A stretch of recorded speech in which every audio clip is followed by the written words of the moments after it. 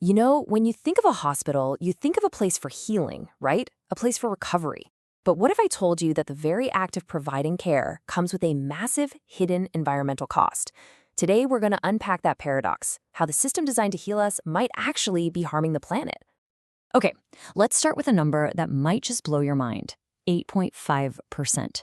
That is the share of all greenhouse gas emissions in the US that comes directly from the healthcare industry.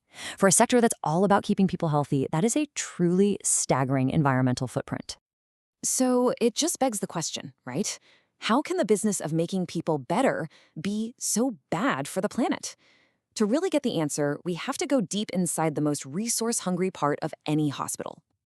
And here we are, the intensive care unit, or the ICU.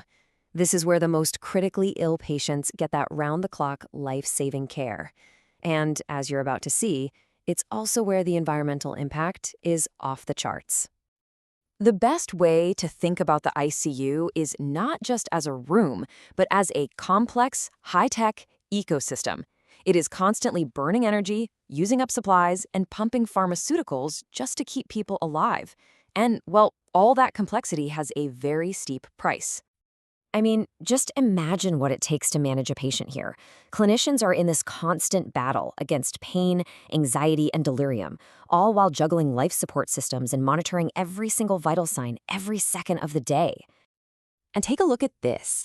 This is a checklist for delirium, and it just perfectly shows you the incredible level of detail we're talking about.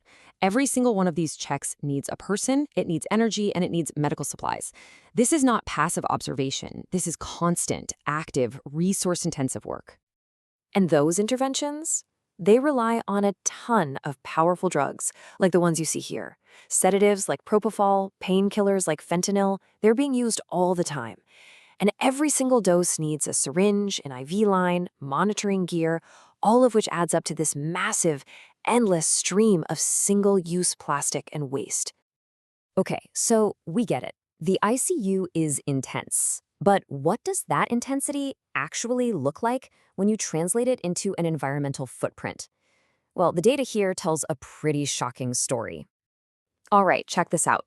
A patient in a standard, regular hospital ward generates about 45 kilograms of carbon dioxide equivalents per day. Now, in the ICU, that number jumps to 138 kilograms. That means the ICU's carbon footprint is more than 3 times higher. Just let that sink in for a second. So where's it all coming from? It's not just one thing. 37% is from consumables. Yep, all those single-use supplies. Another 32% is from the equipment itself, making it, running it.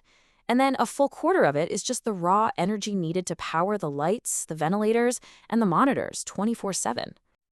Now, you might be thinking, well, isn't this just the necessary cost of modern medicine?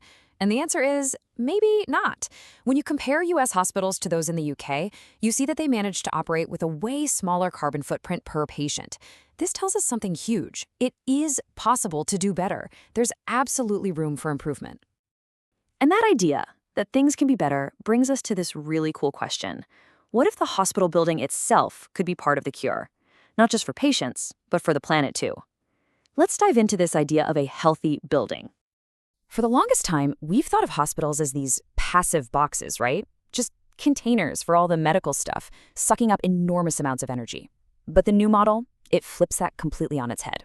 It sees the hospital as an active part of the healing process, using things like smart lighting and efficient air systems to actually improve patient outcomes. Let's just take one of those ideas, circadian lighting. And this is so much cooler than just flicking a switch. We're talking about lighting systems that actually mimic the natural cycle of the sun. The goal? Helping patients get real, restorative sleep at night and keeping the staff sharp and focused during their crazy long shifts. And this is where it gets really, really powerful. Get this. A report from the US Department of Energy found a direct connection between building design and resource use. It turns out patients in rooms with more natural sunlight used 22% less pain medication. That is huge. It's better for the patient, and it cuts down on the whole environmental cost of making and getting rid of those drugs. So what this all tells us is that we have real, actionable strategies we can use right now. Smart ventilation systems can cut down the spread of infections. Keeping the humidity just right, between 40 and 60%, actually makes it harder for viruses to survive. And maximizing daylight, It doesn't just save on the energy bill, it literally helps people heal faster. And look, this isn't some far-off science fiction dream. This is the future of healthcare, and it's taking shape right now. It's a future where the prescription for getting better includes not just medicine, but smarter, healthier buildings. So, when you see a modern hospital like this, don't just see glass and steel. You're looking at a therapeutic environment. It's a fundamental shift away from thinking of hospitals as sterile, machine-like facilities to seeing them as spaces designed from the ground up to promote our well-being. And that kind of leaves us with one last big thought. For the last century, we've perfected the medicine that goes inside the hospital. What if, for the next century, our greatest breakthrough is realizing that the hospital building itself is one of the most powerful parts of the cure?